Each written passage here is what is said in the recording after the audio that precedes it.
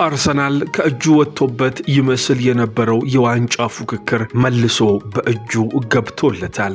ትላንትና ምሽት ኤቨርተን ከማንቸስተር ሲቲ ያደረጉትን ጨዋታ ማንቸስተር ሲቲዎችን ነጥብ በማስጣል የፔፕ ጓርዲዮላ ቡድን ከዚህ የውድድር ዓመት የፕሪሚየር ሊግ ዋንጫ ውጪ እንዲሆን ለአርሰናል እድሉን ፈጥረዋል።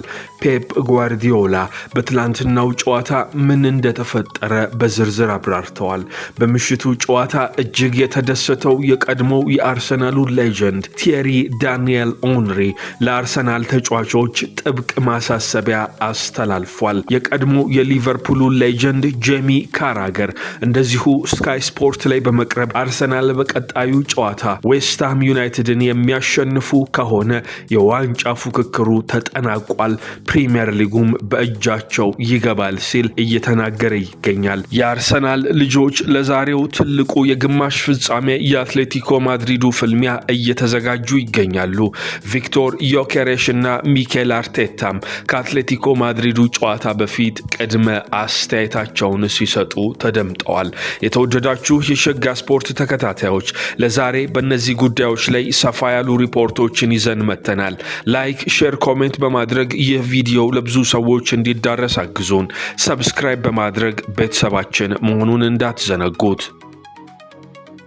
የፕሪሚየር ሊጉ የዋንጫ ፉክክር ያከተመለት ይመስላል።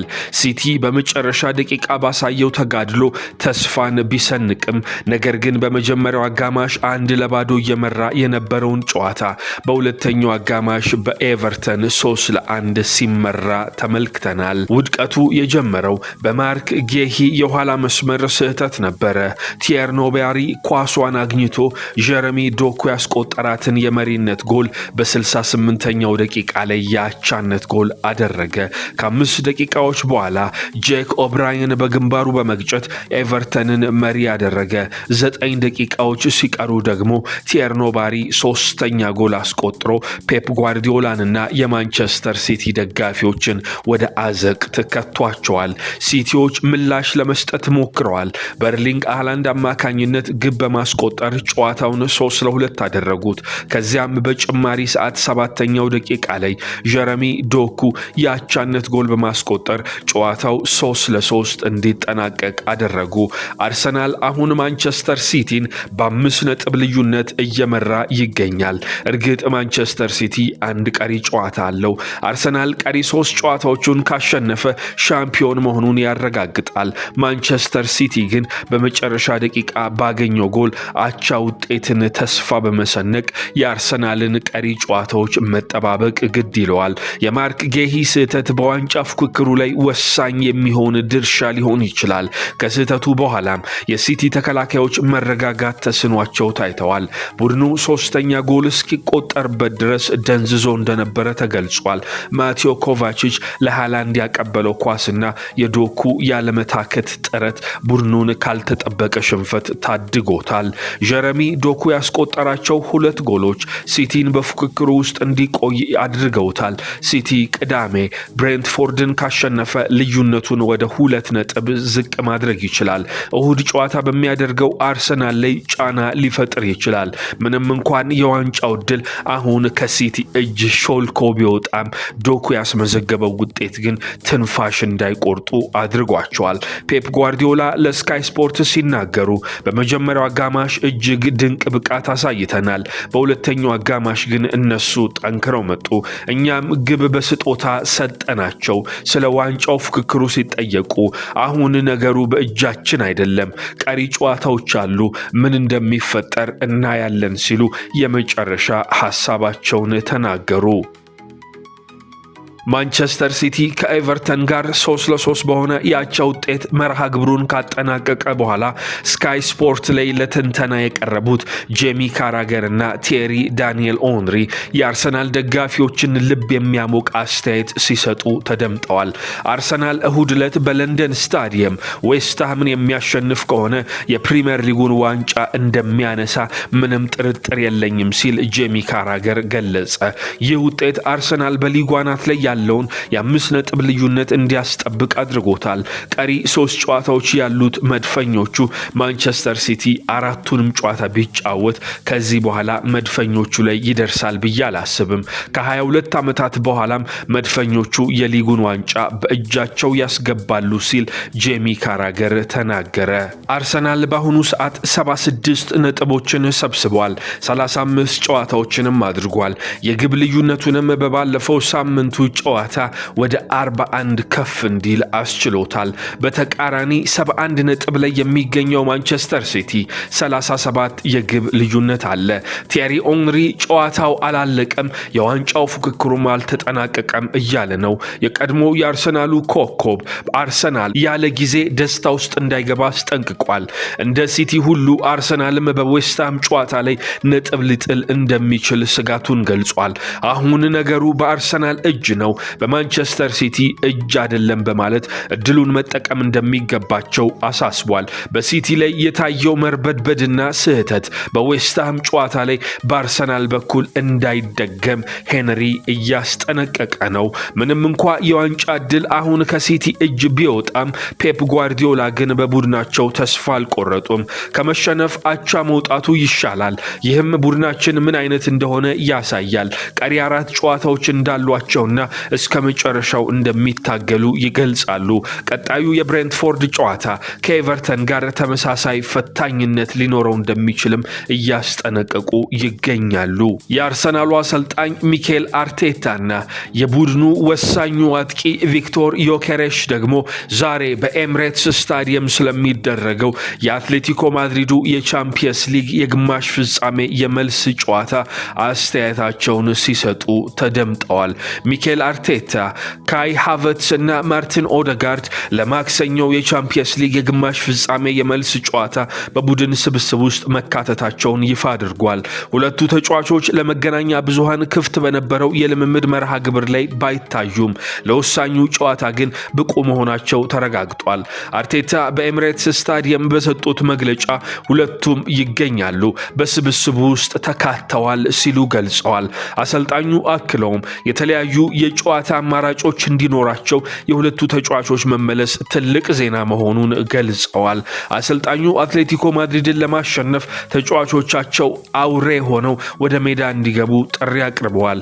እያንዳንዱን ቅጽበት ለመደሰትና ድሉን ለመቀናጀት እንደ አውሬ ወደ ሜዳ መምጣት አለባቸው ሲሉ ተጫዋቾቻቸውን አሳስበዋል። ተከላካዩ ዩሪያን ቲምበር በብሽሽት ጉዳት ምክንያት ከሜዳ እንደሚርቅ አረጋግጠዋል። በማድሪድ አንዳቻ የተጠናቀቀው ጨዋታ ለሁለቱም ቡድኖች እድል የሰጠ ቢሆንም አርሰናል ከ20 ዓመታት በኋላ ለሁለተኛ ጊዜ የቻምፒየንስ ሊግ ፍጻሜ ላይ ለመድረስ ትልቅ እድልን አግኝቷል።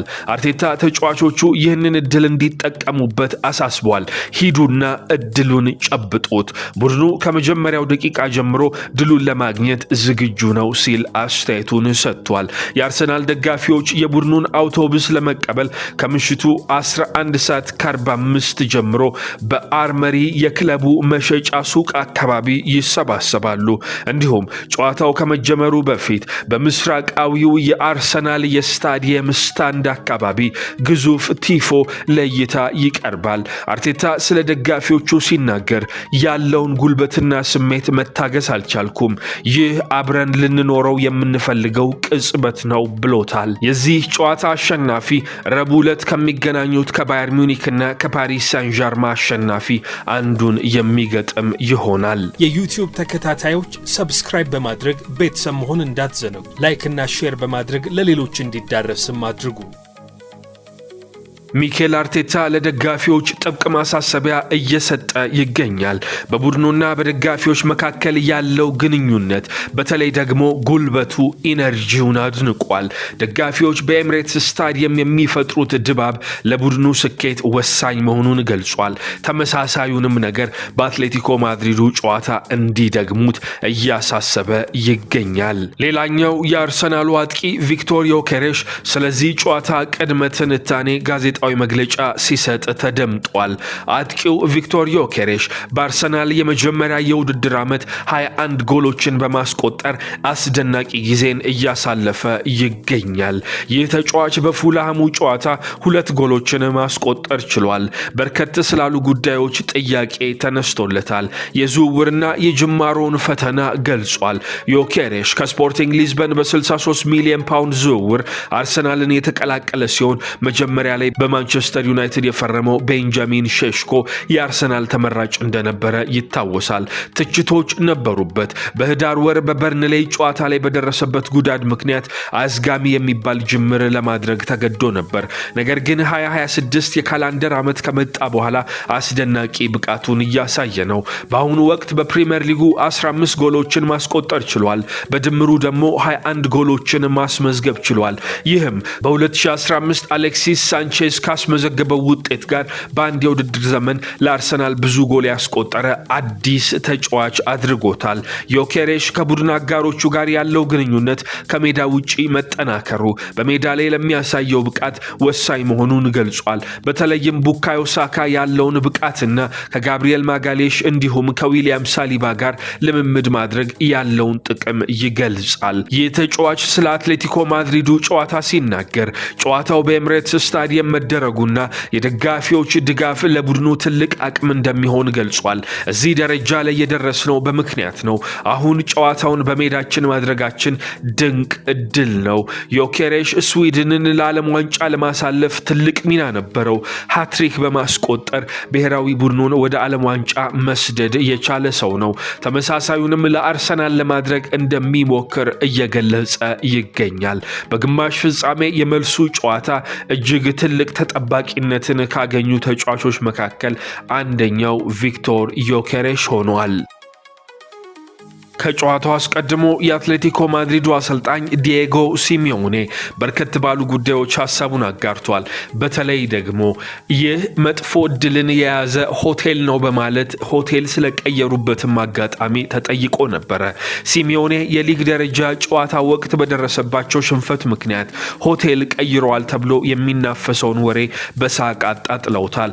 አትሌቲኮ ማድሪድ በጥቅምት ወር 4-0 ሲሸነፍ በሬጀንት ፓርክ በነበረው ማሪዮት ሆቴል አርፎ የነበረ ሲሆን በዚህኛው ጉዞ ግን በቮርዲች ወደሚገኘው ኮርትሃውስ ሆቴል ተዘዋውሯል። ሆቴሉን የቀየርነው ዋጋው ርካሽ ስለነበረ ነው ብለዋል። ከጥቅምት ወር በበለጠ አሁን በጥሩ ሁኔታ ላይ እንደሚገኙ፣ በጨዋታው ላይ ምን እንደሚፈልጉ ሙሉ እምነትም እንዳላቸው ገልጸዋል። ከዚህ ቀደም በቻምፒየንስ ሊግ የምድብ ጨዋታ የደረሰባቸውን የ4-0 ሽንፈት ለመበቀል የሚመጡት አትሌቲኮ ማድሪዶች ቡድኑ ማድረግ በሚገባው ነገር ላይ ሙሉ በሙሉ እርግጠኛ መሆኑንና የተመረጠው የጨዋታ ዕቅድ ምንም ይሁን ምን እስከ መጨረሻው እንደሚተገብሩት ተናግረዋል። በመጀመሪያው ዙሩ ጨዋታ ላይ ዳኞችን በተመለከተ በተነሳው ውዝግብ ዙሪያ ሲሚዮኔ አስተያየት ከመስጠት ተቆጥበዋል።